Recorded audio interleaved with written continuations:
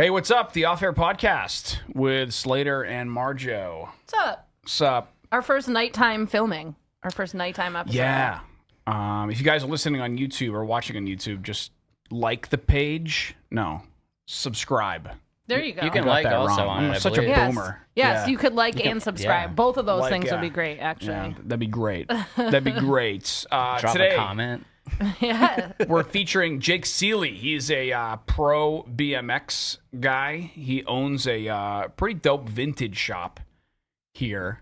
And we're going to be talking about that and the fact that he has 58,000 Instagram followers. I didn't realize that until today. Yeah, he's a big deal. Yeah, I didn't realize you were that. But when we asked you to come on the podcast, I was like, yeah, Jake would be good. And then I looked at your Instagram page and I was like, oh, Oh, they're all bought, dude. yeah. Yeah. I made sure to smash my inhaler before I did this.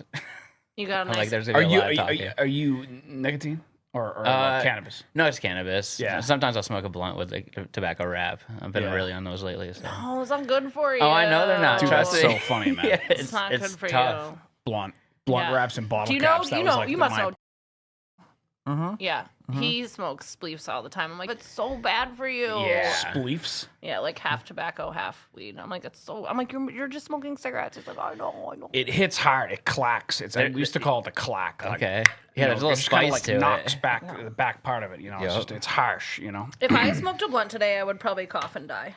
Like, I can't remember the last time I smoked like a blunt. I was on the dab train for way too long. No. It was bad. And Tincture? just dab. like concentrate. Yeah. And you'd like heated up the torch and can't all do that. that. Can't do And that. I was like, the just dab. train. anytime I could during the day, like, oh, I gotta take a dab. I went and did a houseboat on Lake Powell, friends years ago, and my friends' two cousins came who I didn't know, and they had one of the cabins like underneath the boat, and they had a dab rig down there, and I kept calling it the Dabbin' Cabin and the Dabby Brothers. I was like, the Oh, Dabby yeah. Brothers! Oh my god! Sounds they like my were- kind of party. Yeah. Not anymore. But No, God, I would love to. No, I stayed above deck. I didn't go into the Dabbin' Cabin. I thought I was gonna die out there if I did. See, that was like where I was like, I feel like I'm addicted to this shit. Like, I need this. You're got engaged, you. right? Yeah. Recently. I saw that. December yeah. 31st. You guys been going a long time. Going? Yeah, going for a while. 14 strong years. Really? Yeah. Holy Yep. Wow, that's a long shit. time, dude. That is And a then, long time. There was a Kill Tony show in Oh. in Austin that we like wanted to go to so bad. Nice. For the New Year's Eve one, and Yeah. we ended up going to that, and we got in like the Jumbotron a couple of times, and everything Nice. kind of fell into place. And I was like, I gotta do it. That's So, awesome. yeah, it was fun. It was a good trip. So you got engaged at Kill Tony? No, right after it. Oh, cool. Yeah, in Austin, Texas. Yep. That's great. I just started watching that show. My buddy's been raving about it for a couple of years. You and just started watching it? Well, It's not for the like, weak-hearted, but it's great. Yeah. It's not, but I thought the show sucked at first because you know, and then I was like, this is, and then I grew. I was like, wow, this is quite genius. This is great. Yeah. This is Yeah. really great. Yeah. Like they just rag. Like, on what those better guys. way for people to connect to something? They can literally just go in there and try it. Dude, Like, get on stage. I love it. It's, I love it's the wild. set. I love the band. I love Yep. the little kitty sound. I love the fucking staff they have. The crew, the panel They're they have on there. regulars. They're regulars. I think Hinchcliffe is funny. I think Yep. you know. And even the humor that Huh? they. This episode of the Off Air Podcast with Slater and Marjo is being brought to you by Clayson Creative. Ryan and everyone at Clayson is the reason why this looks so good. Absolutely. The production, the set design, all that stuff was all Ryan at Clayson Creative. So you're looking for some, do we say AV? Is that a thing? Well, if you're looking you know, for some audio or visual effects, Clayson Creative is definitely your go-to. Your video production company, right, and your audio visual needs, ClaysonCreative.com. I walked in, first of all, what's up? I walked in your store today, and you had Space Boy by the Pumpkins playing. And I was like, dude, like Siamese Dream, Yeah. 1993, Classic, man. on CD. Yeah, see, on CD, that's how it rolls in my shop. I only have CDs. There's no like MP3 or any of that. Like, just keeping it raw in there. CDs and records, vinyl. Sometimes I'll bust out the vinyl, but I don't have it all like hitched up surround sound. Like, I got Got the ya. CD player. That's just so convenient. It's got like a 6-disc CD changer. I remember Like, yeah. those. Remember that Yeah. this thing would rotate? Yes, Yep. that's so funny. I haven't thought about that in so long. I used to have one of the ones in the trunk of my car that was like, It almost looked like a file folder, and you would like it was like a case, and you slid the CDs in, and you put it in your trunk. Yes. Yup. 2001 Honda Accord. It was great. My aunt gave me that CD because she thought it sucked, and I was like, I remember listening to it, and then there's a video with Ice Cream Truck for Today, and then Disarm was such a great song, and then it just takes guitar sound, Billy Corgan's guitar sound, really, and his voice I loved and stuff. Such a unique sound, man. It's crazy. Your store. So have you got me an Oasis T-shirt yet? So you have like vintage, like old like concert T-shirts, and tell us about the like what's in the store. So anything like the main like theme of my store is basically like pop culture, like nostalgia from 80s and 90s. I feel like that was like the promotion and like the amount of branding they did back then was just like next level. The graphics and everything are just like so much like more put together and thought out than like nowadays, I guess you could say. Yeah. So like, shop is mostly just like bringing back that quality and nostalgia and giving people a chance to just morph a bunch of different like outfits together and kind of express themselves through like fashion and in a unique way. Yeah, and you're not contributing to fast fashion and the amount of the textile industry is such a polluter. So like, vintage and secondhand. There's like islands of clothing that are just like it's becoming insane. like piling up over like the years from just like fast fashion not being able to sell, or else there's a blem, or they just people wearing it and just like throwing it out, or even recycling. Like it's still going to like all these like huge landfills or just like islands full of like clothing. Yeah. Yeah, you can't even throw away clothes in this. Yeah, I don't think you're supposed to. Yeah, you're not supposed to. No, like in the country or just this state. I really don't know that actually. I think it might be a Massachusetts thing. I'm not positive. But. Yeah, makes sense though, because they definitely want you to like donate, but all the donations don't really go to the right place sometimes, and like it just ends up being like a huge cycle where it's just like I don't know, just fast fashion, just. Fast fashion, I know. Like I always think of like the baseball jerseys, like when they have like their City Connect uniforms or like the special Mother's Day uniform. Like they got to print, or excuse me, make all those uniforms for just that game. Yeah, but they probably get sold and like auctioned off for like charity and stuff like that afterwards. I would assume if the players don't keep them, right? Yeah, I don't know. And what about like at like a Super Bowl or like Stanley Cup? You have two teams that they drop that clothing that night. So like the losing team just gets shipped off to wherever. Yeah, I've seen that before. That's wild. Yeah. So that's and like, the hats and anything else that goes along. Yeah, and you got to think of the production of all this stuff, like the pollution from that. Like it's wild. It's crazy. It's something I never even like looked at until I got into like kind of vintage and like all that. Like that wasn't like the main reason I got into vintage, but that's something I learned to appreciate over time being involved with it. Totally. Do you think the majority, like you said, most of your stuff is 80s and 90s? I find my friends' kids who are teenagers being super into vintage stuff, but like not as much like people my age. Like what's like the average person, the average customer? High school kids. Yeah. Isn't that crazy? Huge for that. Yeah.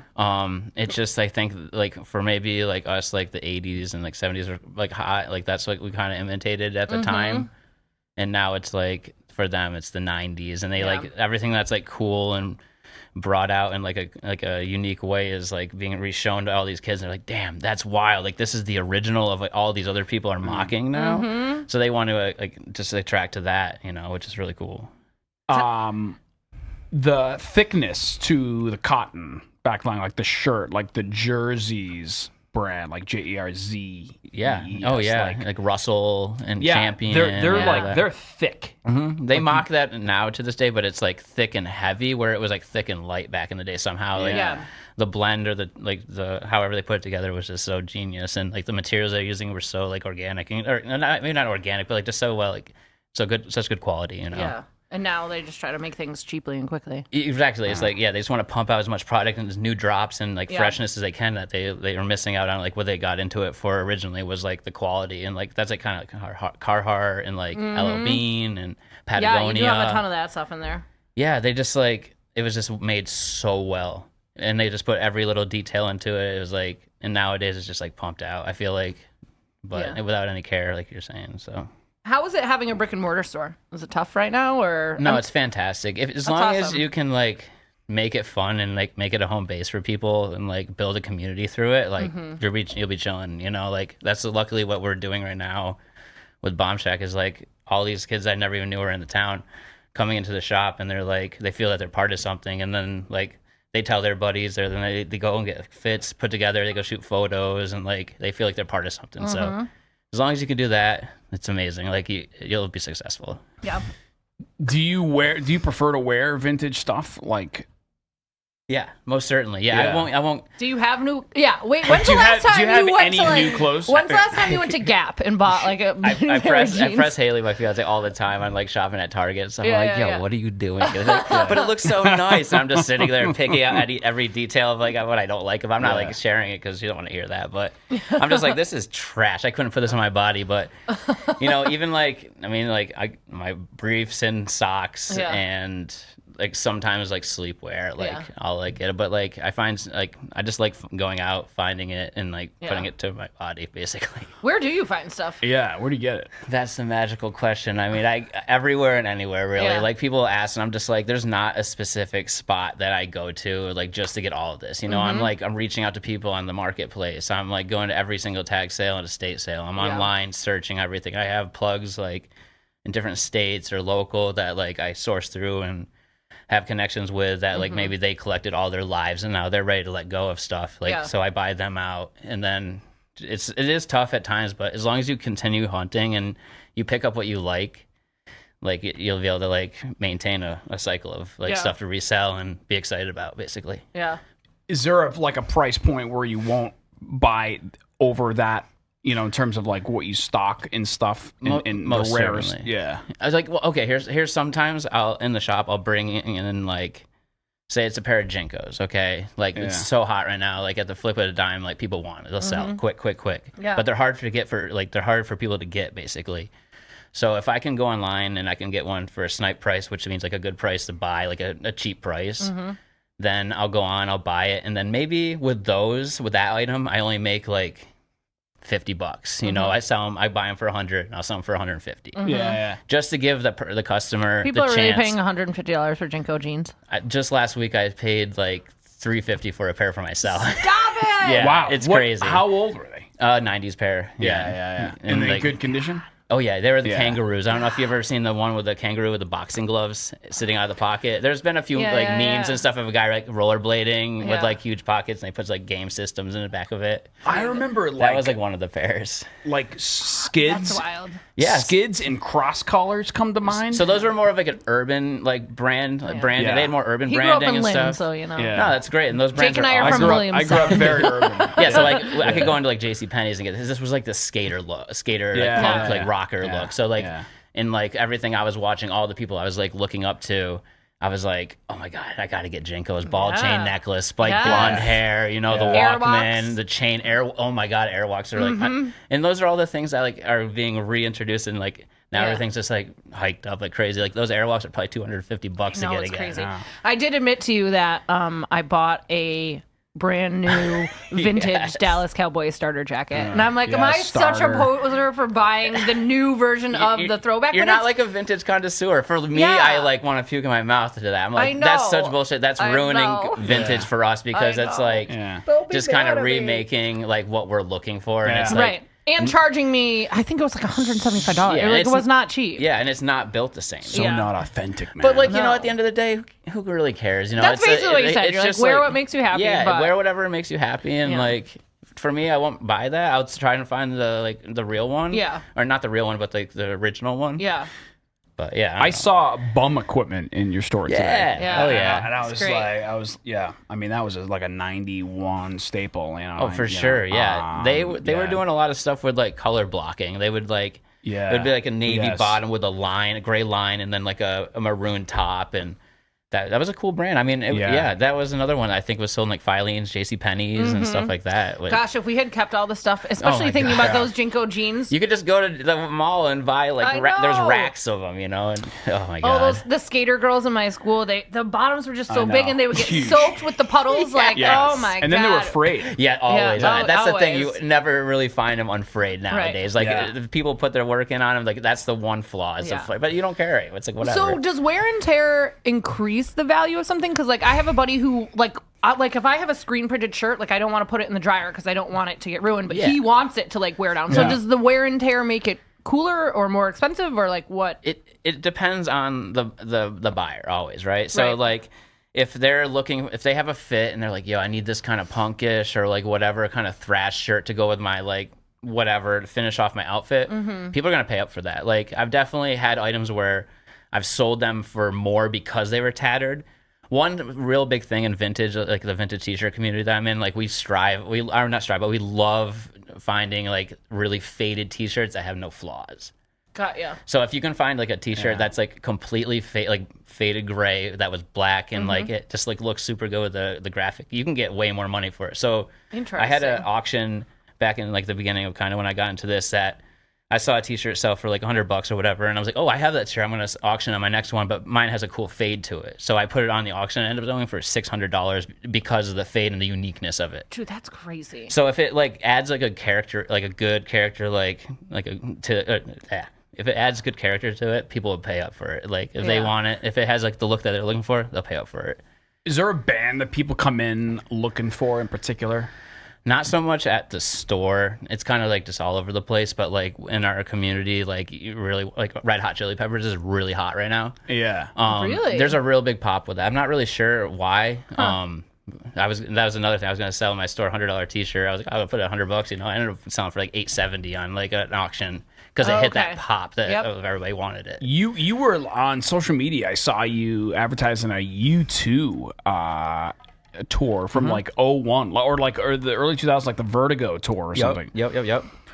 That's funny. Yeah, or the Atomic Bomb tour or whatever. But like, yeah, U2 is kind of a sleeper. I mean, people like it's not like anyone asks for that, but like they see it on the rack, they're like, oh, this is cool. I want to get that. Yeah. I saw jean jackets in there, pants, corduroys, like jeans. A lot of sweatshirts, a lot of t-shirts, a lot of sweatshirts, a lot of t-shirts, and then of course you got some Nintendo sets and stuff. Yeah, and then like an entertainment section with like DVDs and VHSs and all that. But yeah, I don't know. Saw some Playboys and some Hustlers in there. Oh too. yeah, gotta have that. Yeah, Nice. it's a little edgy in Truly there. vintage. Kids don't know about like printed porn now. It's all on the internet. No, exactly. They don't know. They have no clue. So they sometimes I have people walking in and they're like, what is that? Yeah, you know, I'm like, you're a pro BMX guy. Yeah. 17 years, I think now. like an actual professional. Yeah. So like, what is like you get paid how to do you do get to like pro? Man, at the time it was like, a lot take a different test? because we didn't have like Instagram, TikTok, like YouTube and stuff like that. I had to go to like every event. I had to network. I had to meet people, go to every contest I could, and then like over time, just meeting people and getting chances to like go to their hometowns or the city and meeting people through that. And during all that time, like we just want to film and like hang out and like record like us doing tricks, really, documenting our riding, our progression, basically. Yeah, on like camcorders, like literally like dad camcorders. Yes. Like I mean, as like I turn like more like it gets more professional. You have like people that are hired through the company that are like it's like production. You know, it's really cool like the work they do, and then we still to this day, it's really just like put a bunch of clips together, riding clips together to a song. And that's like what we are still doing to this day. Yeah. That's how you marketed yourself back then? And you sent them into who? Oh, man. It was like, there was like video contests and stuff back then where like, and then also just like, there was a little bit of like, it wasn't like YouTube, but you could like HTML like a bunch of like code to like get your video to play on something. And there was like. On like MySpace or something like that? MySpace or like message boards and stuff like that. So. We'd put like little edits together, and then we'd go on this like message board called BMX Forum, and like we'd post our videos, and people could see it and check it out. And then it was really about like going to your to an actual event and seeing everybody there. Yeah, there'd be like sponsor booths all over the place. There'd be like tons of like production stuff, like Fuel TV, like and like ESPN at some. Like it was like if you did good at a contest, like you're gonna get recognized basically. And companies would reach out to you and be like, "What? Ride our bikes or wear our clothes or like what? How did that process go?" Yeah, so like for me, like I just like showed love to the like brands that I kind of liked, you know. So I was like, I'm buying T-shirts at every event, like talking to the guy, and like as I'm doing this, I'm like trying to progress and be as good as I can on my bike. Yeah. And they're kind of like seeing that, like, hey, got you on a T-shirt next time, or like, we'll like pay for your entry or whatever. Yep. And then over time, that kind of just like turns into, hey, you want to go on this trip? Hey, you want to make a little video for us? And then basically bigger companies are like, oh, this guy's like doing some work. He went to like England. He like got a photo in a magazine. He's like got a lot of footage. Like, let's see what he can do. So like we're like, hey, let's like send you a bike. You want to ride for a company or whatever. and you do like a little trial. I mean, it's not like legit like that, but you're like a little trial period. You just got to put in work, get out there and get exposure, and obviously be like a good person, like to people, and not be like a dick. Because like that, your personality is like goes a long way. Goes such a long How you way. treat people goes so Yeah. Now, BMX bike is specific. Like you said, the wheel size can't be any bigger than. It's a 20 inch. Like 20 inch is like technically BMX. You know, sometimes it can like bounce up to like a 22, and then for like younger kids, like even now they have like 16s and 19 or 18 inch bikes that are like ready to rip for them. You know, they can go like do tricks and it'll hold up. Yeah. So is no brakes, like so if you go backward on those pedals, they don't stop. Because I had a bike like with like mags on them and stuff back in the day, but that wasn't a BMX. The BMX bike, the seat sits low, the bars are up high. I mean, it can with a BMX. It's really just 20-inch wheelbase. That's what I think. That's of, like the one defining characteristic. Everything else can kind of change a little bit. Yeah. You're like, are you stupid? No, not at all. I didn't know that. Yeah, for people that don't know, that it's really just 20-inch wheelbase is like BMX in my opinion. So how did you get to you got 58,000 followers on Instagram right now? Yeah. The real Jake Seeley, right? Yeah. The Jake Seeley. Yeah. The Jake Seeley. Sorry. Yeah. The Jake Seeley. Yeah. That's me. Yep. You said when you went to England, everything changed. What happened in England? Oh man, so it was like my first like real big trip, you know, especially like out of the country. Like I was going to like New York City a bunch, and like I was like in the East Coast or whatever. Maybe I went to North Carolina or whatever. Yeah. But like there's this company, Alone Bikes, that was based out of there, and they had like plug-in with this guy Darren, who ran a clothing company I rode for Man-Made Clothing, and he's like, hey, we need 2 American riders like out to represent. We're gonna start selling bikes in America, whatever. So basically, he gave our names to them, and they're like, hey, we're gonna send you out to England and film a promo, and It's amazing. we're gonna like shoot photos and promo, because we were like their 2 dudes. So it was me and this dude Frank Marjo, and they're like, we were their dudes. So like we went out there at separate times. I think I went out there alone and just shot with them for like 2 weeks. We went to England, and I got to have you ever heard of the group Bats for Lashes? It's just like singer or whatever, and we did a music video out there. We That's cool. put on like giant like animal heads and did tricks on this music video. It's on YouTube. You can check it out. It's pretty cool. I'm gonna have to. We're gonna get some footage from it. Perfect. Right. Yeah. So we're doing all kinds of goofy things in that. It ended up being an absolutely amazing trip. So productive. Met so many cool people. We had friends that ended up coming back here to Pittsfield to like stay and just hang out here because they just like liked us so much, I guess. So that was really cool. How old were you on that trip? I didn't even graduate high school yet, so I was like probably like 17. Oh wow. I'm guessing. You went to Mount Greylock?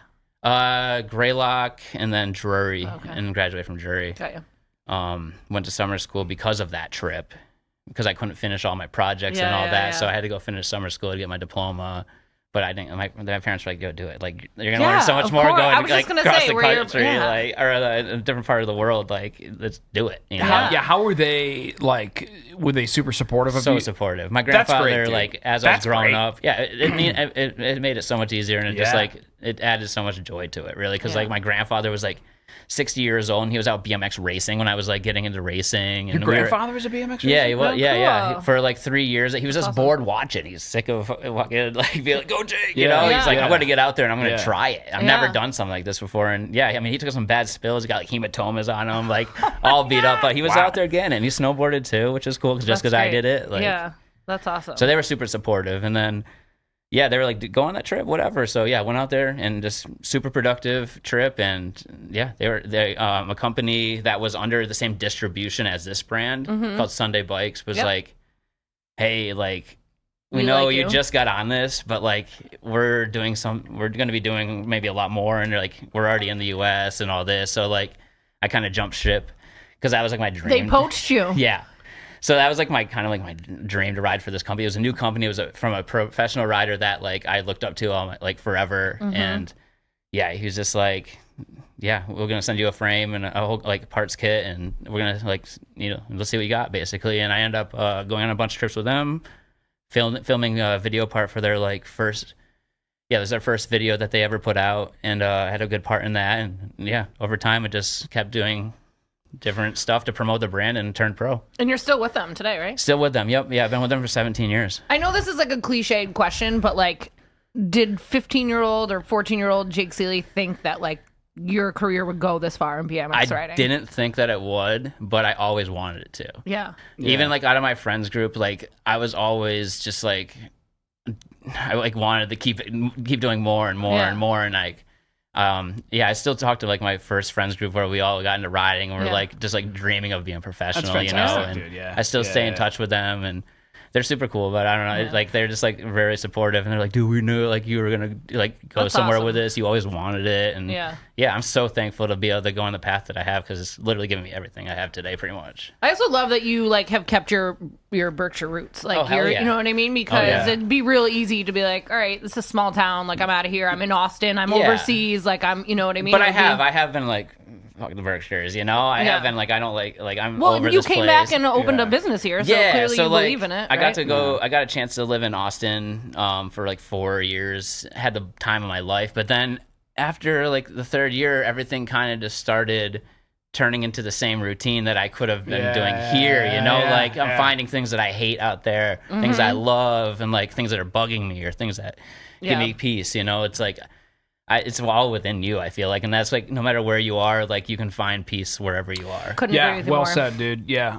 When you say these guys, it was like, let's see what this kid's got. Like, what do you mean by that? Like, sorry, that sounded kind of corny, but like, it's just like I'm talking about. It's like X number of tricks. Like I wouldn't you gotta even know. represent the brand and sell product. You got to get people, kids, and like people to attract to your look, to your like style, what you're doing, and like your just like feng shui and in general, you know, your whole vibe. So like, I guess like I just kept putting out videos. There was times when I definitely wasn't doing what I was supposed to, and almost got kicked off a couple of times. You know, like just like I'm a teenager, I'm a kid. You know, I'm just like partying, not worrying about getting footage or clips. Like now I strive to like really put out like a video part a year, be posting on Instagram pretty consistently, and like promoting the brand when they drop new product. You know, you got to get people stoked on the brand that's been helping you out, and you've been stoked on all those years. You know, so.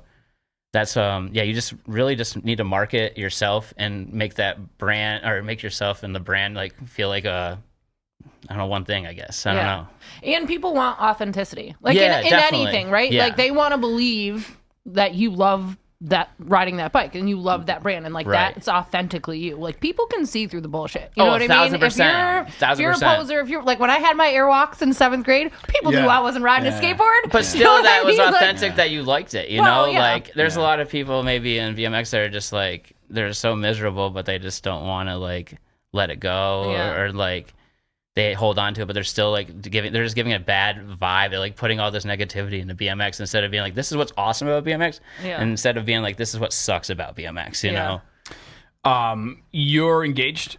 Yes. Congrats, by the way. Thank you. Congratulations. Appreciate it. You took your girlfriend to a Kill Tony show, speaking of, in Austin? Dude, I love that. We've been heavy on that, like, whole Kill Tony, like, Dr. Phil, like, that whole, like, train lately tires. They just dropped a new season.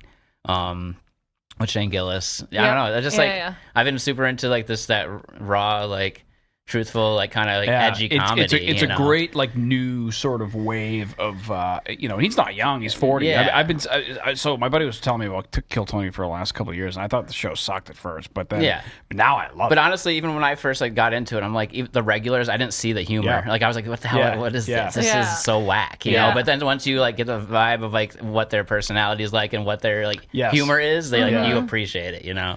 Yeah. So you spent 4 years in Austin, you said? Yeah, for about 4 years. Yep. And then I've been going there literally every winter since I was 16.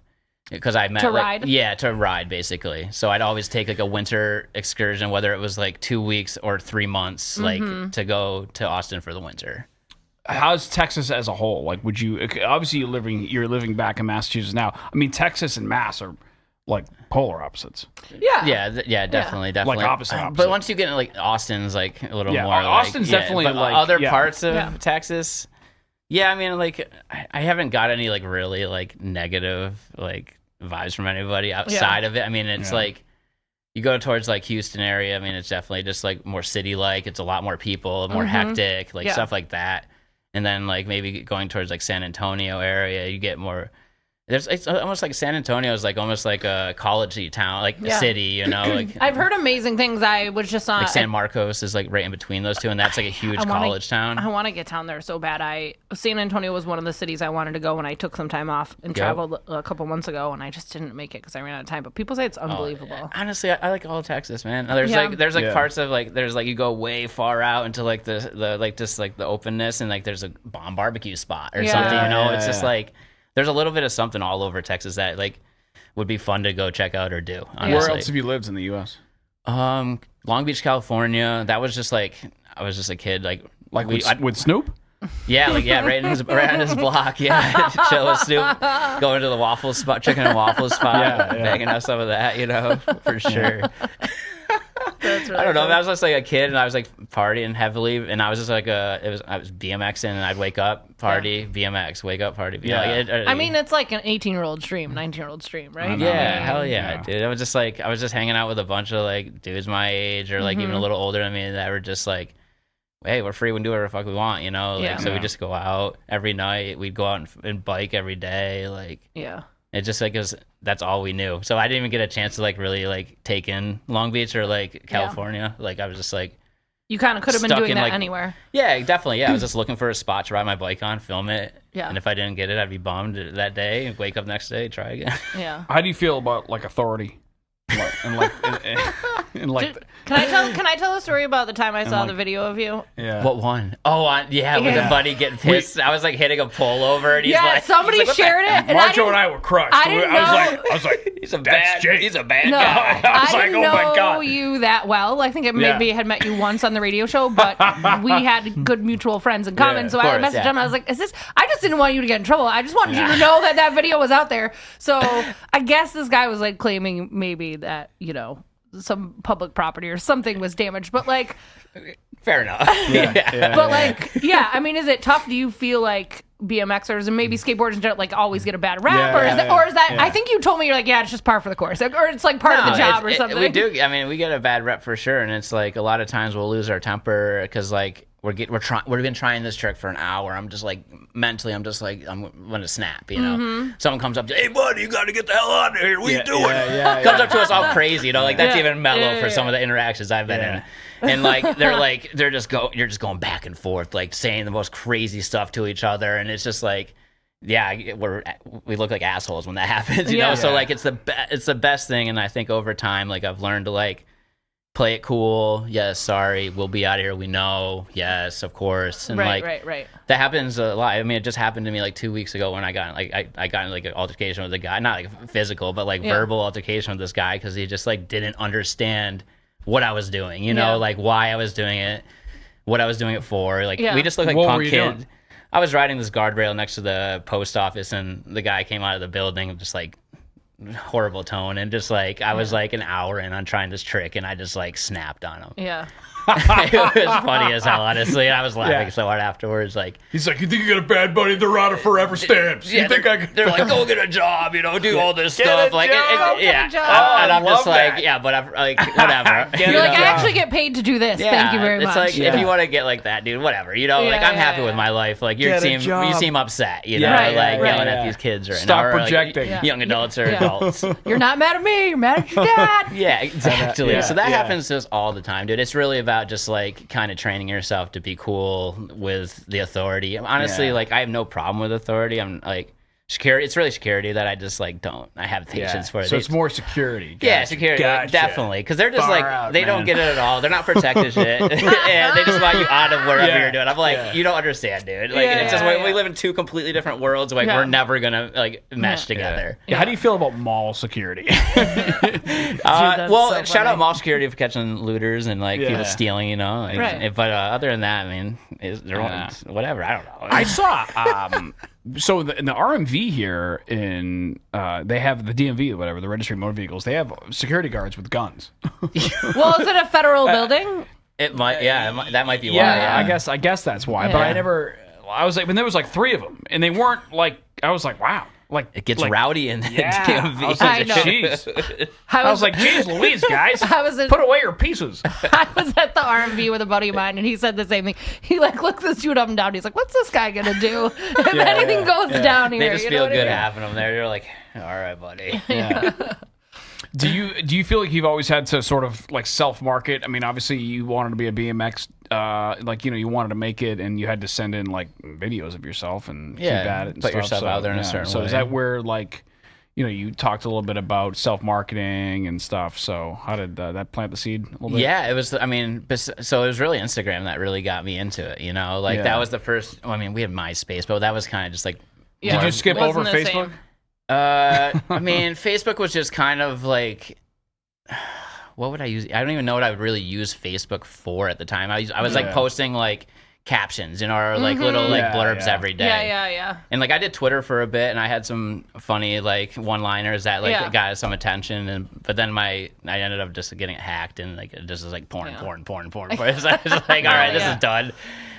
So yeah, Instagram. They was taking photos, and then once they got to video, I noticed that like I was like really motivated to like start like putting my riding on there. I was like, oh, this is like it's like less pressure. It's a smaller camera. I can maybe do more like technical things because it's a smaller like viewpoint and make it look like kind of cool in my own way. And yeah, that's kind of like what I did. I just like found like really unique spots or like always learning tricks that would like maybe be better than the next one that I could just the progression of my riding. I was just documenting that and like being really consistent at it and just like posting daily. And then I don't know, I just like started building a following from that. People wanted to see my riding. And then I kind of like just like got into like, it wasn't so much like the vintage stuff, but more like cartoon and like video, like Nintendo game stuff. I started kind of like marketing myself in like that lane a little bit, just like showing my interest other than riding. Like, and, I started like kind of getting like those people like following my stuff, and then once I started getting signature parts with Sunday, I was able to really like express my like self through my bike and like the certain colorways and certain like production and like different graphics than like people are used to, and like that really attracted. So I don't know, I just like marketed like myself in like a unique, fun way that people could attract to, and maybe like I don't know, feel like they could like I don't know. Like some kind of connection with you or something. Yeah, exactly. How many tricks can you do, and how many like tricks are there? I wouldn't even I don't know anything it's probably about endless, like, honestly, like how many tricks there are out there because people just like combine things nowadays. Yeah. But there's basics, you know, like there's the bunny hop where like that's your initial hop to like basically do anything. Like it's like an ollie on a skateboard. I was just gonna say, is that the ollie of the skateboard Yeah. world? So like once you get that, then you can learn like a kick flip. There's a crank flip or kick flip on a bike that's like the same type of foot motion, so like you can learn that. There's a tail whip, which is like another trick that you can build off of. Just like tricks, like there's a lot of like just basic tricks that people like will build off of, and especially with grinding. Like grinding is where you're sliding on like a surface basically. And like there's a smith, there's a feeble, there's an ice pick, a double peg, and like then there's like a hanger, which is your front peg. But like people do tricks in and out of that now. So you could do like a bar spin to ice pick to bar spin, or like bar spin to tail. All kinds of like crazy combinations, hybrids and things like that. Yeah, you could sit here for hours like naming off the names of them, but it's just like that's kind of like the gist of it, really. Yeah. Who's a great like BMXer, like pro? Like what is there? Can I name one? Yeah. It's Travis Pastrana. Oh, he's a motocross rider, but he is great. He is an awesome Wait a minute. human. No. Dave Mira. Legend, yeah. R.I.P. He's passed, but that's like our god, basically. Like that's like the BMX god. Gotcha. Yeah. It's him and then Matt Hoffman, who are kind of like the head-to-head. Like, have you met him? Yeah. I actually know Matt, and I've met Dave before, but never really like had like a connection with him at all. Yeah. Who's the guy who hosts the challenge on MTV? Oh, that's TJ Lavin. Yeah, I love him. He's an awesome cool, dude too. right? Yeah, I've chatted with him a few times. Oh, that's so cool. He had like a terrible accident, right? Yeah, that's kind of like why he like went more towards like the TV route. How much does that like affect you? Like, does that like hinder you when you're riding? Like, do you worry? Yeah, do you worry about? I don't like. You can't let it work. You can't like think, oh, I'm gonna fall. You know, you got to like keep like push that aside and just stay focused on what you're doing. But overall, like getting hurt sucks. You know. Yeah. I've had like 2 knee surgeries. Have you really? Yeah. Or 2, I mean 4. 2 on each knee. Oh wow. Yeah, I have no ACL I was gonna say in all my four knee. knees, or Yeah, You just all have four, no yeah. ACL? Yeah, my ACL is completely severed. It's been severed since I was 16. Wow. Yeah. I just think about like the older you get, like I mean definitely, I'm I older worry than you about are, it but for like sure. now, like even just like skiing, and not that I'm like Yeah. a crazy like shredder by any means. I'm Yeah. definitely like. But as you know from like, you've been like working out and stuff like that, like strength gives you confidence in a sense. Totally. Yeah. So like If you're taking care of your body. if you're taking and care of your body, the confidence is there and you're not Mm-hmm. really worried about it. But if you aren't doing everything that you should, which where I'm at kind of right now, I'm nervous to like, oh, I gotta put my foot down for this trick. I'll be like, I don't want to do that trick because I might put my foot down this way or Yeah. something. But Whereas when you're 19, you don't think about that. You know what I mean? You exactly. You're just like, go, Full go. sends, You yeah. don't think about other repercussions. Do you work out? No. I've had trainers before, and like right before X Games, I had a trainer, and that like helped me out so much. Mm-hmm. And then other than that, I just like took what I learned from them and do my home exercises. But I need to work out. Like there's no doubt in my mind that I need to get back to where I want to be. You know, it's just like it's just a Where do you want to discipline. be? To where like I was probably in 2016, I think. I was just feeling my best on my bike Yeah. ever. I felt like so Like much weight wise, strength wise? strength wise. I'm like fine with my weight right now, but like strength wise, like I could jump on things. Like now I could barely jump. I can't run. I could run. I could jump off of things and not feel it at all. Like I feel like the aches and pains like daily. You know, Trust where me, like it's only gonna get worse, Jake. oh, of It's course, only gonna get I'm worse. learning that for sure. Do you take ibuprofen every day? Not every day. Hell, no. Yeah. I don't think my insides would Yeah, like that very yeah. much. But like on We take it trips, every Slater and I are obsessed with that. no, that's cool. Ibuprofen when I'm on a trip every single day. Like Yeah. definitely Yeah. because I'm go, and I need to keep the swelling down because that's what gets me the most is Yeah. my knees is a swelling. You know, I have to admit, I didn't really think of BMX as being that physical, which I know is Yeah. stupid because I know riding a bike is physical, but like,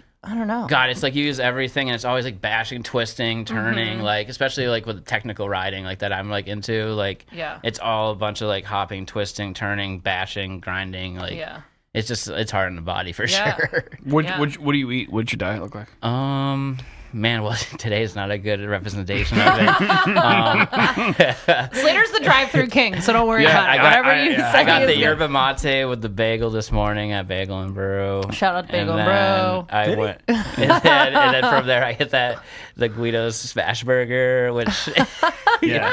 and then my lady was like, "Yo, I need something quick before, like, because I'm gonna get home late tonight." So she's like, "I just need a little snack," and so we went to McDonald's and. Oh, what'd you get? I got some fries and a couple of nuggets that I shared with her. Yeah. But that's like horrible, But I've been on the HelloFresh train. Yeah. The meal kit saved thing. me so much money, and I'm just like eating like fun meals that I'm prepping. Yeah. Those Kevin's, all natural Kevin's, at Big Y, those things are great, dude. I don't know what that is. Yeah, I'm not sure. Is it like a meal kit? Sous vide chicken, yes. Oh, cool. All right. Yeah. Nice. check Yeah, it And out. I'll check that if for you sure. like coconut chicken or like Korean barbecue, Yeah. and then they have a beef. It's all cooked, and you just gotta put it in the pan. It's great. Sounds good to me, I'll man. have to check it I'm out. on a kick because I get kicky, dude. Speaking of McDonald's and stuff like that, I mean, I had a double burger today. Hell yeah, dude. Yeah. I mean, Every day. It's And easy. every day. It's easy. Dunks, Wendy's, McDonald's. I mean, can we get sponsorships from any of these? You look can't- great, man. I I can't- don't know. I- You must be working it for. Dude. Yeah. No. I know, I say everybody- that- I know. I say that all the time. I'm like, dude, if I ate like you, I know. I eat half and half though, But Yeah, you got to. See, that's it. Some days Yeah. I'll just rip salads, Of course. and like just eat like smoothies, Like anything, salad. Yeah, right? You just gotta, Moderation. Yeah, exactly. If you can just find that health or happy balance, then you're chilling. yeah. So, like, what do you want? Do you want to have kids or anything, or? Probably as of right now, no. I don't have Yeah. any plans of it, but like, I mean, Childless as life I get, is really fun. Yeah, see, gonna I'm lie to just you. like I really enjoy how things are right now, so probably Yeah. not. I mean, How old are you? 36. Yeah. So I find like joy in like the age group of like maybe like you're a kid. Like if I could picture myself having a kid at just that age, like starting Yeah. at that age, like yeah, it's sick. You can like inspire them and get them Yeah. super hyped on what you're doing. And then Yeah. you get to bring back activities that maybe you haven't done in a while because you're like excited to show him. Mm-hmm. But like just like in general, I just don't have any interest in dealing with that ages before that. You don't Yeah. want like young. You don't want like a baby or like toddlers. You want to just start off when they're like what, 8? Yeah, it's perfect. Yeah, definitely. Listen, you could do that. Dude, you could adopt I an know, 8-year-old. but then also the connection to having your own, I'm sure, is like insane. It's wild. Totally. Yeah, it's got to be so Wild, cool, yeah. So like I appreciate that, but Yeah. so maybe in like future I'll be into it, but right now I can't even fathom that because I am not done growing up. Yeah. I live so young that I'm just like content with it that I just want to like keep living this way. I can't imagine like modifying my lifestyle for a child. Like I literally couldn't do it. Yeah. I just, it's so much work. It's thankless some days. It's expensive. It's time consuming. It's just, Slater and I, we're the opposite in that kind of thing. Opposite. Like today, Monday, we get to work. How was your weekend? Oh, it was good. Hung out, went to dinner, played some golf, chilled. Blah, blah, blah. Slater's like, oh, I ran here, I ran here, I ran here, I ran here. Yeah. The errands become Taxing. constant. Taxing, yeah, bro. of course. Crazy. Yeah. This baseball field, that baseball field, going over here. Yeah. And I do feel like you have a connection, like, I'm sure probably everywhere you go, but like I know locally in the community with like the younger kids here, like they all look up to you. Like I've seen like stuff at the skate park. Actually, we had you on the radio show one time and we had a parent message us and be like, "Oh my God, Jake was amazing to my son. Like cool. So inclusive of him, like showing him some things at the skate park." Like you can get kind of I just like being a good dude to those guys because I know when I was that age, I was like, oh, like this guy, I love this person over here because he was so cool to me and like inviting. He gave me like a free sticker and like that, like small things like that. When you're like, it goes such a long way, and they'll remember that stuff forever. So, I always try to be cool to kids and like just be like a good. It's important, man. Yeah, just a good influence to them, next generation of the youth growing up, and they pick up on so many things. So if I was a jerk to them, that could like change their whole life, know. Like not that I'm like that important, but like maybe just in general, like they could be like, But if you had met Dave Mira and he was a dick to you, like that maybe would have changed your outlook and your perspective. Yeah, definitely. Maybe I would have become a skateboarder, or something. Is there a beef between like skateboarders, inline skaters, and BMXers? Like, what's there's a small beef for sure. It's not like anything that like it just depends on the person. Yeah. Like there's a bunch of skaters that are so cool and like go out and film and ride with us. They're like they're homies, and there'll be skaters that just like I don't know. Get out of our skate park. Yeah, I think it was just like I think it's from a long time ago that it just got carried down from like maybe there was like an incident that happened that just like now it's like, oh, skaters have to hate bikers, or like bikers have to hate scooter kids or whatever, know, but honestly, like, there was a point when I was like, oh, fuck scooters, like all this stuff. I was pretty like, I wasn't about it, I was like, this stuff's so whack. And then I was being a bully at the park and shit. Like, but now I'm like, this is so sick. They're like, and they've made it their own. It's like so cool. Like they're in there at the end of the day, they're doing exactly the same stuff we are. Right. We're still striving just for that end result to get that trick. And being a hater is just like so much energy. And I find myself, listen, the hater tendencies are easy. Like I find myself being like, but who cares? Like what they're doing has nothing to do with what you're doing. It's hard. It's a hard thing to accept and learn. Are you spiritual at all? Nah, not really at all. I mean, I mean, maybe if I'm like having a bad day and I'm like, please, like maybe I got my own God or somebody that I'm like hyped on that like hopefully looks over me and that I show respect to, I guess. Yeah. But not really, no. It is funny, right? Like I would say this, I would give the same answer and say, no, I'm not really. But then when you have those days, like, oh, please God. It's like, oh, now you're sick for a while. You're like, come on, this has to be the last day, please. Like, I'll do anything. I'll be good. When you're hurling over that ball, I know. Please, God. I always You said you weren't spiritual. I always say I'm not afraid of ghosts, but like you couldn't pay me to sleep in like a haunted house for the night. It's like, okay, well, if you don't believe it, like what's your, Have you ever seen a ghost? Oh man, I've had some crazy experiences at this old Wendigo camp. I'm pretty sure. Oh yeah. That's a famous spot around haunted. here. Haunted spot in Windsor. Camp Wendigo. Yeah, it's in. Never even heard. Pretty of sure it was a special needs camp that like the counselors like really like abuse the kids and. Oh my god. Yeah, there's horror stories of that place and like some of the structures are still up, right? Yes. Yeah. There's a graveyard right next to it. Yeah. There's like you have to go up this creepy ass road. Like it's wild. There was also a guy that was like. I forgot what they called him, but he lived in like this shack, and people would go to him. He was like a wizard kind of person up in Windsor. Somebody will definitely like mention if they know what I'm talking about. But his place like burnt down recently. But he built this whole giant like spiritual like he was like a psychic and all this stuff. Yeah, and he like just lived in this shack in the woods, and like people would go visit him for like spiritual like advice and stuff. Huh. It's funny you say that, Marjo, but like because I've never seen a ghost or anything, but like I wouldn't go to Camp Wendigo and like or like the Lizzie Borden house, like you can like stay there overnight. I wouldn't go there alone, but I went with the groups, and we were still like so terrified, but it was like such a rush, walking through that house and like just being completely silent, listening for every little creak and like one time when we were in the the garage area, there was a piano at the bottom of like just the first floor. And we're like fucking around with it, messing around and like just playing it. And we were all done. And like I was the last one to go up past that. Yeah. And the guys were in front of me, and we just heard the piano play again. Stop. Yeah, we heard the piano play again. We all freaked out. We ran out, and we went out the door, and the door slammed so hard it hit my buddy and knocked him over on the way out. Yep, we've taken. I would not be the last person in the group. I would be in the middle of that pack. It was crazy. And then another instant when we were in the graveyard just shooting photos of each other. Over one of the graves, there was a perfect outline of the Grim Reaper with a scythe, like just standing on over the grave. Yeah, no. And it wasn't like a perfect picture, but it was like the silhouette of it, like a glow. Yeah, it was crazy. So that place is haunted as hell. Do you do winter sports too? Snowboard, yeah. I love snowboarding. Yeah. Go up the Bosque, rip there a bunch. I used to go to Stratton and all Mount Snow, Killington, Okemo, all that. But I just kind of keep it local now. I just like going up there and just ripping around. It's fun. Yeah, and their snowmaking is great there now. Oh my god, their artificial snow is really, really good. And it's unfortunately, you kind of got to deal with that nowadays if you're living in the Northeast. Most certainly, yeah. Yep. It's such a difference than skiing or boarding out west. I try to get out there every year. I know we've talked about this before. It's unbelievable. But yeah, Bosque's great. Yeah, shout out to them for that. Where are we at, right, for time? 50. What else you want to hit on? I don't know. What else do you want to hit on? Maybe just the event stuff that I do, leading off the Bosque. We did that 80's retro day. Oh yeah, we wanted to go to that. I don't remember so why cool. we did it. Yeah, I got my friend a vintage Jiminy Peak ski coat from for your shop for Christmas. He's like, I think I'm gonna wear that. I love finding the local gear for sure. I'm on the hunt for some Brody gear. So if anyone out there's got some Brody gear, hit me up, please. Yes. I forget how. I don't know how I'm gonna lead. You put on events? Yeah.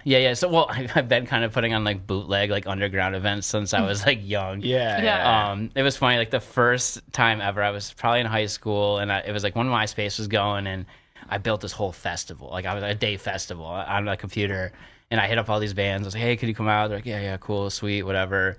And then I got at the time Red Bull was going to all the small events. Are you the Fire Festival guy? Yes, I am actually. How'd you know? I wanted to keep that down low. So basically, it's kind of a story like that. So I did all that stuff. We had an awesome BMX ramp setup that I built. It was going to be music and biking basically. All my biking friends came, but none of the musicians, and nobody came for music. So I ended up I had 10 bands probably. No one showed up. The Red Bull people I hit up never showed up, and just my friends ended up coming on bikes, and we ended up having a little session. But it was supposed to be this big thing, and I planned it all. And little did I know that the parents weren't down for it because I was at my buddy's house, and they were stressing it because they were like, "What about insurance? What about all this shit?" And at the time, I didn't think of that. So I was just oh, let's go have this cool event with all my friends with some music. And thankfully, nothing happened. Nobody ended up coming, and so it was kind of a blessing in disguise. But that one really hurt me. That was that was a rough one. So that was early. It was a learning. It's a learning process. That'll humble you up real quick. Almost certainly. Yeah. So after that, crazy. then just got into doing events at my house, and we built kind of a similar thing. I had a local band, and that turned out really good. And then from there, I started throwing some concerts and.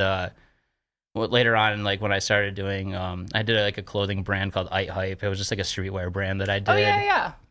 And I wanted it to be events and concerts and stuff. So I would take over spots in town and do underground events. One day we took over a bong shop. It was Shire Glass. Do you remember that place?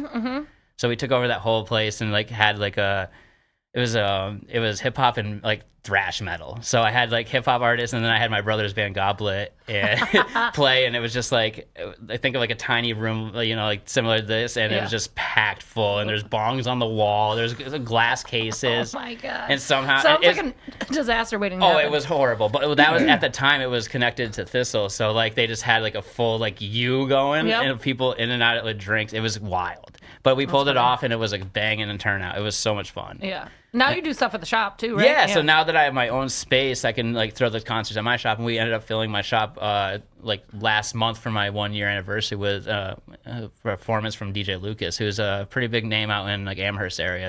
He reps Western Mass really hard. And, nice. Yeah, he's super good. So it was cool to have him and all of his homies there. Yeah. And it was a great time. But Are you worried about because we know the garden closed, which we're super bummed about. I mean, just a staple in the BMX and skate worlds in Berkshire County for so long, and I know they were responsible for coordinating a lot of these events, like at the skate park or at Bosque or whatever. Yeah. Like, are you going to try to fill that hole? Like, what do you think that's going to mean? Most definitely. Like, I mean, I was doing a lot of that for them and with them, so like I know exactly what to do and how to like market it and brand it, and I'm definitely going to keep those going. I would like to go back to what like I used to do, is I used to throw like jams and street rides and like events in like areas of Pittsfield. So like back in the day I did a quote unquote death race at Anoda Lake. We built a whole obstacle course of like all crazy like jumps and insurance ramps. comes to mind, liability comes to mind. So I'm fully winging this at the time, all right? And like this one like gets pulled off perfectly. It rained, it was a mud fest, but like we got awesome video from it, and like we got a good turnout, and it was raw and like ruthless how I want it to be. Like elbow to elbow, like people falling into stumps, like crashing over like berms of that were made out of sketchy pallets. Like it reminded me of the movie Rad. I don't know if you've ever seen Rad. Yeah. But Hell Track, that's kind of what I tried to mimic, basically. That's so funny. So that one went really well, and then I tried to do one at Springside Park. Yeah. And it the was... city didn't like that? It got too big. And the city caught wind of it real fast. Yeah. Cops ended up coming. Cops ended up being really cool and just hanging out watching because they're like, this is awesome, you know? Oh, and like that's this, cool. And the city at the time's like, they're destroying our woods with motorcycles and tearing down all this and that, and like... over time, like there was like I got almost like sued by the city. I remember this. I got in a lot of trouble. I had to like go to the park or the area where this like jam was thrown and be like, hey, like I cleaned this whole park, like the whole like area woods up, and like made this like beautiful like looking like structure. Yeah. Full like drainage, no mosquitoes. Like it was amazing. We spent months on it. Yeah. So they went there, they saw that, and they're like, all right, and kind of just like kind of got like dust under the rug, you know, so that was definitely a scare, and I haven't done anything since then because like I'm just like, damn, like I kind of pushed it on that one, you know, so. But I just think it's important to keep that like scene going here. Hell like, yes. You know what I mean? Like Definitely. The baseball programs are awesome. The youth sports programs are awesome. Like there's so many great things in Berkshire County, but like this is just such a specific scene. You think of all the other kids there are other than doing that aren't doing that, you know, there's so many. So if you can give somebody like something to work for or live for, like as small as a skateboard or a bicycle, like that's awesome, and that's going to teach them discipline. Like they're going to sit out there for hours trying to trying this trick over and over and over again just to get it once, you know, to get that excited feeling. And like and those that kids shows who like might hardworking kids, you know, who might not fit into that mold of like these team sports or other programs. Like it's really giving these kids an outlet to be themselves. Not on the screen. Have you put in your 10,000 hours? What's that? What's that? You know something. You use something for 10,000 hours. That's the test of your craft. Like once you perform something for 10,000 hours, you've achieved. Oh, I feel like I have. Yeah, because I've been doing this since I was like being like jumping, whether it was jumping off a pallet with a pallet with a milk crate under it, from like when I was like 8 years old. So like and the amount of time that I've like spent trying these tricks is like it's ridiculous. Like literally to get a 10-second clip. Sometimes it'll take me 3-4 hours to get. That's crazy. Yeah. Just because it's like when you film, you are pushing yourself like to do better than you ever have. So that's like you'll practice something somewhere at a smaller setup or a skate park or whatever. Like, and then you find that spot like out in the like wild, and you're like, all right, here it is. And like it might be a lot harder than you expected because of the terrain, or you're trying to one up yourself and do a better trick. But that's like anything in life, right? That you want to do well, you got to just keep grinding and keep putting in doing that. it. It doesn't come easy. Like none of this has come easy for me at all. I just literally have like busted my ass and like tried grassroots. That's great, dude. I missed out on so much cool stuff though. I think that's why I'm so attracted to the 90s right now, is because a lot of this stuff I wasn't paying attention to. I wasn't like thinking about at the time, and I wasn't experiencing. Like a lot of bands like Smashing Pumpkins, like I got introduced to them like in 2000, I think it was 11. I got a chance at South by Southwest to film them at a concert because I was working for I got like hired to help be an assistant for this guy that was filming, and I got to like watch an interview, and I watched them live, and I'm like, oh my god, this is so cool. Yeah. So totally. Like BMX kind of like put up the blinders for me on a lot of like my growing up. So I think now I'm like so like attracted to it because it's so new to me. You know. Yep. It's like Michael Jackson, man. He never had a childhood. Yeah, No, dude. sorry, that's terrible. No, but it's like, I mean, it kind of. But yeah, kind of. Yeah, of course. Yeah, Yeah. you're so like. You're funny. Like even going places, like different countries. Like I've been to Yeah. a bunch of different countries, but like I couldn't tell you much about the country because my blinders were on, Yeah, looking for that yeah. spot to get that clip on, do my job. Yeah, You know what I'm saying? yeah. Like, There's so much great music out there that I think the youth have to discover. Like, you know, since 2000, really, the music is not. And I think it really kind of stopped in 2000. Like, I can only name like 2 or 3 bands that have been successful after the year 2000. Coldplay, Linkin Park, and like, I think that's it. and I don't even like put them in with like, it's probably a generational thing, but I just Like can't rock put, bands. I can't put bands like that in the same category as like Smashing Pumpkins, Pearl no, Jam, Red Hot because Chili we don't Peppers, like, right. because they had superstars back then. Now we Yes. don't Yeah. have Yeah. superstars because everything's so Yeah. watered down and or just mimicking something else that's already had that Yeah. pop. You know, so like. yeah. But also, Slater and I talk about this all the time too. Like, how many sounds are there? Like, a new song Yeah. will come out, and Yeah. Slater will be like, "This sounds like so," Yeah. but it's like how. Well, 4 chords, right? So all songs are, or most songs are 4 chords. Some are 2, some are Yep. 3, whatever like Yeah. that. But yeah, right. I mean, there's only so many chords that can go people together. are using- but the melodies within those chord progressions Yeah. can change and stuff. But, Oh, 100%. And like I feel but like yeah. now songs are getting repurposed, right? So Yeah. like Oh, they'll have the more so same than ever. tone and then they'll have a rap Yeah. over it or like a Yeah. different lyric over Yeah. it, whatever. Yep. Yeah, I'm noticing that so much lately, Yep. especially Yeah. when I like tune in, you know, I'm just like, yo, this song oh wait, what? It switched up. Like I don't know this song. So Barry Manilow, I know you rate his wardrobe, but like said, had an article like he's like the people don't write songs like I used to, like where the verse, chorus, verse, pre-chorus, hook, whatever. It's just like he's like the songs today feel like a ramble, like a raw sentence. yeah, you know. yeah. I found that very interesting. Like bridges. No, a lot of songs don't have bridges. Like the bridges used to be, like bridges and interludes used to be so much a part of the song. 100%. Yeah, there's tone changes, right? Yeah, there was Like- key changes at the end, or yeah. codas. Okay, yeah. But is this just a generational thing? Like, does every generation say this about the previous? Music's not what it used to be. Music's No, not, because- No, people, they don't. No, our parents were saying No. that about. They were you know. definitely, but well, no, if you I feel like You it's think it's different worse now? nowadays. back to Smashing Pumpkins, like Siamese Dream. I mean, the arrangements on that are great. Right, Yeah. right. The structures on those songs are great. And if someone you know? is going to hit that level of production, then they might end up like that's going to be the next person. But it just isn't getting hit. I feel like people are just like throwing stuff out. Yeah. I don't know. I mean, I'm not a musician or anything, so I can't really Yeah. talk. But Yeah. I listen to the old sound because I don't know. I What's like the it. best concert you've been to? The one that sticks with me the most is the Offspring concert I went to. Oh my god, that's so funny, dude. It was at Offspring. RPI Fieldhouse. Nice. When?